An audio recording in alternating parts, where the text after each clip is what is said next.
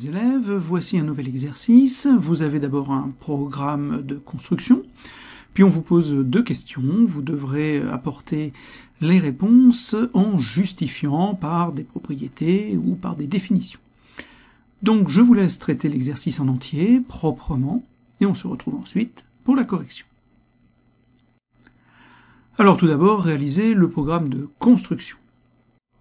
Pour ce programme de construction, vous dites d'abord de tracer une droite, ensuite de placer un point A qui n'est pas sur cette droite, donc vous le placez n'importe où, et ensuite on vous dit de prendre un compas et de prendre un écartement suffisamment grand de manière à recouper deux fois la droite D.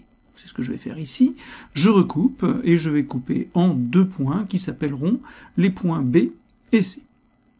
Voilà, j'ai tracé le cercle, il coupe en deux endroits, en B et en D. Ensuite, je prends toujours mon compas, mais je mets la pointe en B, et je dois tracer le cercle qui passe par A.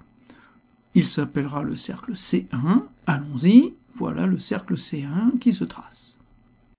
Une fois qu'on a tracé ce cercle, on va faire la même chose, mais on va mettre le compas cette fois-ci en D, et on va tracer le cercle C2 qui passe par le point A. Donc je mets mon compas, la pointe en D, et je trace à partir de A. Voilà le dernier cercle, C2. À l'intersection des deux cercles, je vais avoir le point C. Donc attention, le point C, il est ici. Je trace mon quadrilatère ABCD, et c'est sur ce quadrilatère qu'on va vous poser un certain nombre de questions. Donc deuxième question, quelle est la nature du quadrilatère ABCD, c'est-à-dire est-ce que c'est un quadrilatère particulier? Donc j'ai replacé ma figure, je vais ici repasser, j'ai repassé en rouge mon quadrilatère. Alors, qu'est-ce que j'ai comme information? Déjà, je sais que les points A et C sont sur le cercle C1 de centre B. Donc, la distance BA est égale à la distance BC.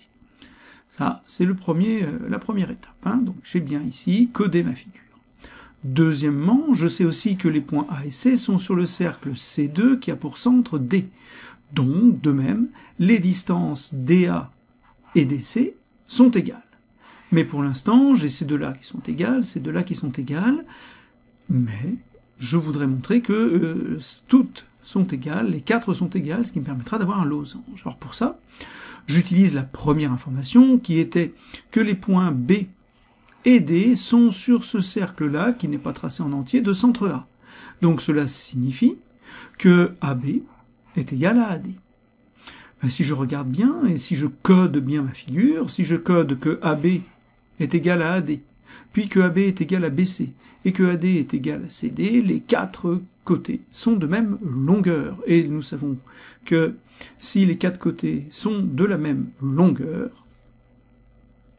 ça, voilà, les quatre côtés sont de la même longueur, alors automatiquement, par définition, c'est la définition du losange. Un quadrilatère dont les quatre côtés ont la même longueur est un losange. On peut donc en déduire que ABCD est un losange. La troisième question, que peut-on dire des droites AC et BD?